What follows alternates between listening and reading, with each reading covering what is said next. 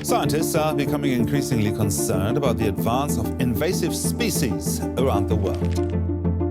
What's the problem? That sounds like it would be a good thing, right? That is until you realize the negative effects this fish can have.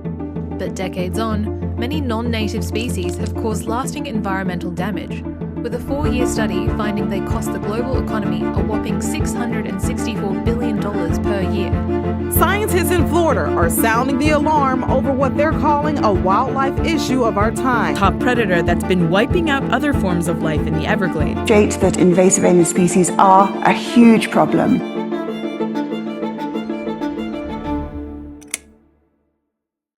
The road to hell is often paved by good intentions, and this is the case for many invasive species. But to understand what the big deal is, first we need to understand the problem. I'm sure you've heard this story a billion times before, but just to demonstrate, let's consider this fictional island. It's got its own ecosystem with predators and prey. In this case, the owl feeds off the rabbits, but the rabbits multiply fast enough to keep up with the owl's appetite. In this way, the ecosystem remains stable, with predators and prey living in harmony. But suppose some idiot decides to bring their cat along with them for a vacation on the island. That might cause some problems. Because when said idiot inevitably loses track of their cat, things start to get out of hand really quickly. The cat population suddenly increases. But the cats can eat the rabbits and the owls. The owls have never had to face a predator before, and so with competition for food and for their lives, the owls disappear from the island. This completely destroys the ecosystem, leaving only cats and rabbits behind.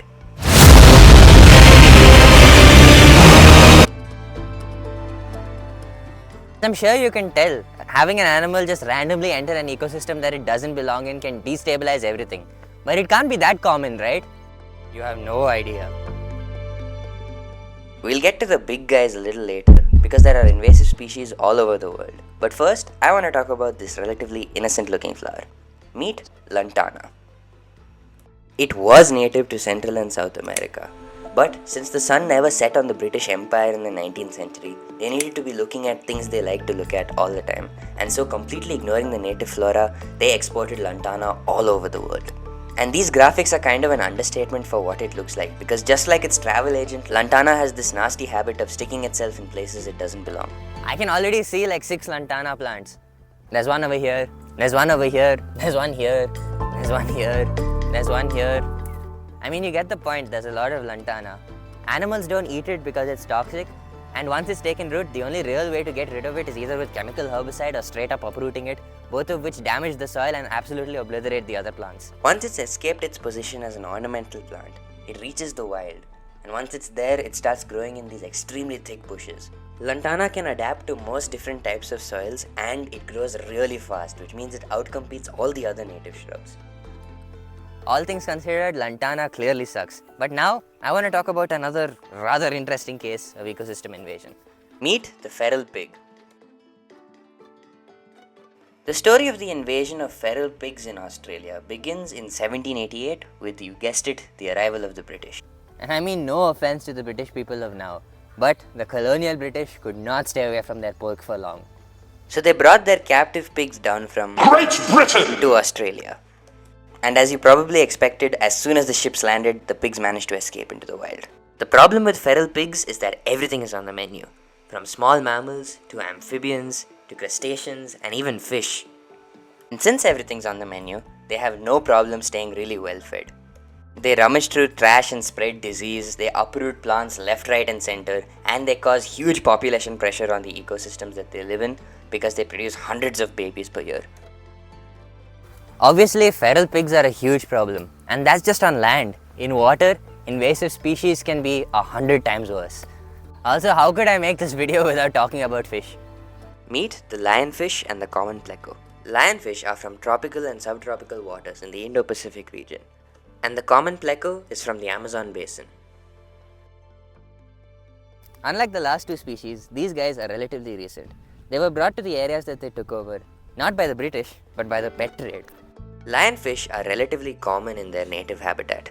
But since these guys look all pretty and they swim so elegantly, people thought they'd make great pets. And so they were captured from the wild and brought to pet stores all over the world, including shops in North America. Lionfish don't like being kept with other fish, and they basically eat everything that can fit in their mouths. So frustrated pet owners who wanted a change in their aquariums would just take them and dump them in the ocean. And once they're there, lionfish absolutely take over.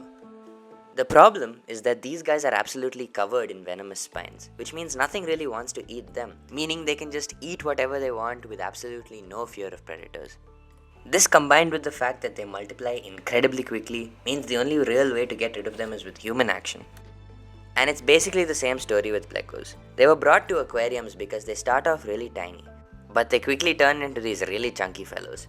And so pet owners, unable to handle their massive size, just release them into rivers where they absolutely decimate the ecosystem.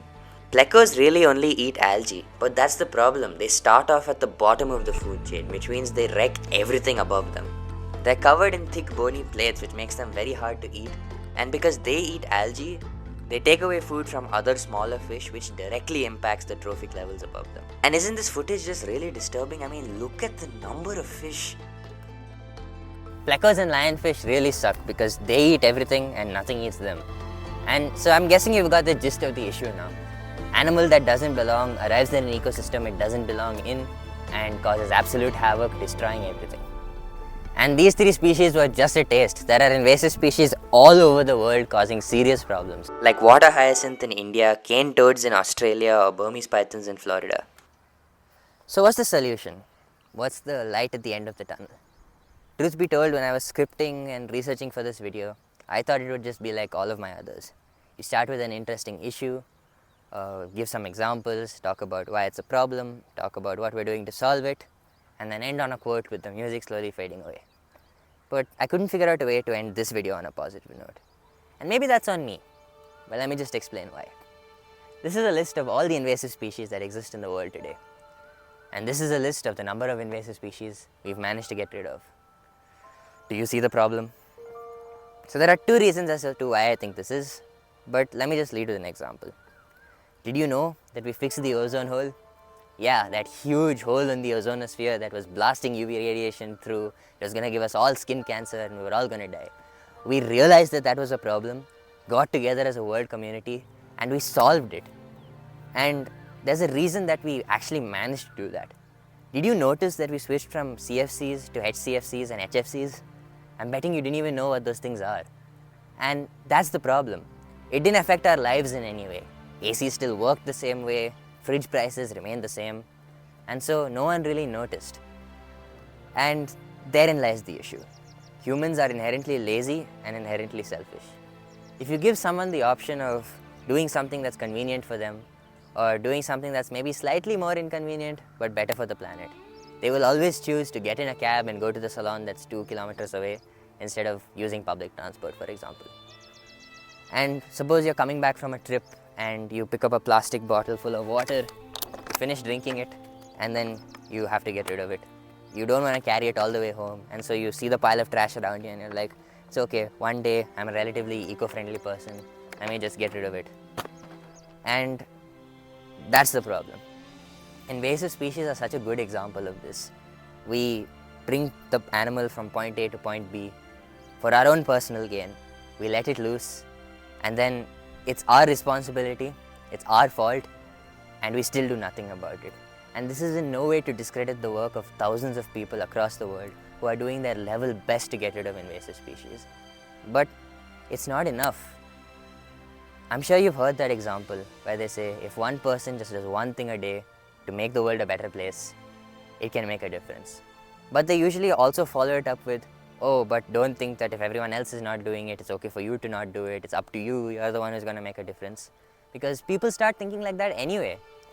And when they do, that's what causes the real issues that face us today. The way the world is headed, it looks like people really don't care.